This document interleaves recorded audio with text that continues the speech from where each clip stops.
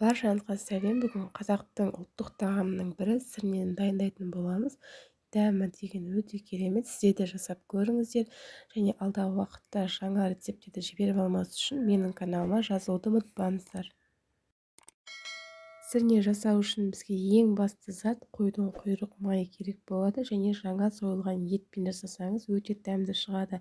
Және де картопымызды, пиязымызды, сәбізімізді жуып, аршып алып, дәл осындай көлемдерде әдемі қылып турап аламыз. Қатты отта қызып тұрған қазанымызға жұқалап туралған құйрық майларымызды осылай төсеп аламыз. Енді үстіне жаңа сойылған малдың етін өздеріңіз қалауларыңыз бойынша қойдың, сиырдың, жылқыныкін болады. Мен қойдың етін пайдаландым. Осылай бір қабат төсеп шығамыз.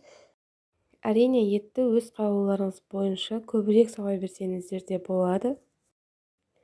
Етке дәмдеуіштердің барлығы жақсылап сіңу үшін еттің бетіне кішкене тұз, өзіңіз қалауыңыз бойынша қара бұрыш, қызыл бұрыш, паприка деген сияқты дәмдеуіштерді қосып алыңыз.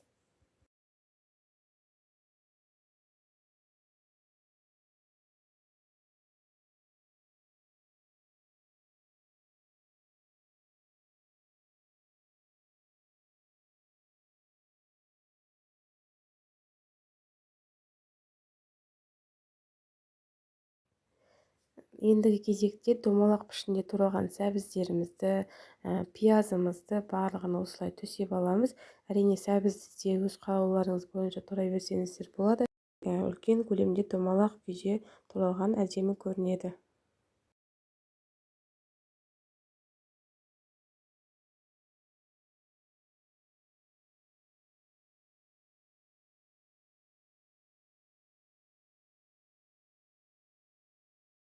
Ал енді картоптарды дәл осындай кіші көлемде болатын болса, ешқандай бөлудің керегі жоқ, қорықпаңыздар.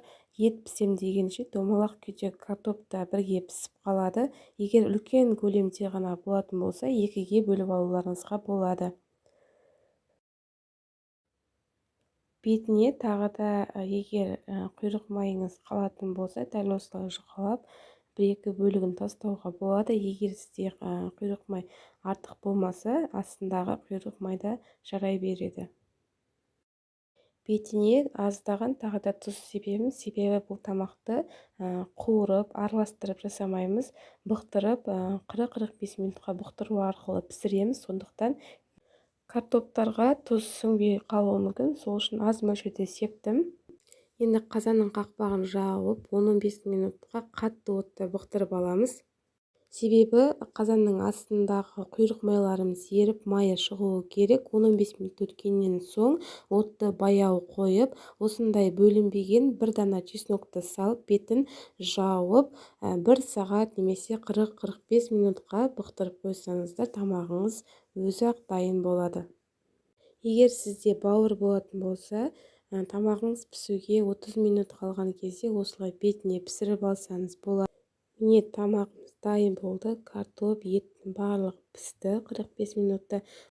Бұл тағамды мерекелік дастарханыңызға немесе үйіңізге қонақ келгенде ұялмай жасай берсеңіздер болады. Өте дәмді шығады. Тіпті құйрық май жемейтін балаларыңыз еріген майдың дәміне піскен етті немесе картопты жеуі мүмкін, және ол өте пайдалы. Өздеріңіз де білесіздер.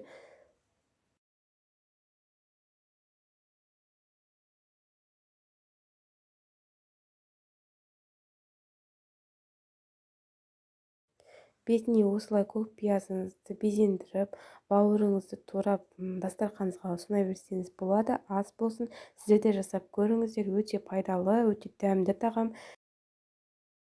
Және алдағы уақытта түрлі рецепттерді жіберіп алмас үшін менің каналыма жазылып алуды ұмытпаңыз. Және де маған қолдау ретінде лайк басып, комментарий жазуды ұмытпаңыз. Назарларыңызға рахмет.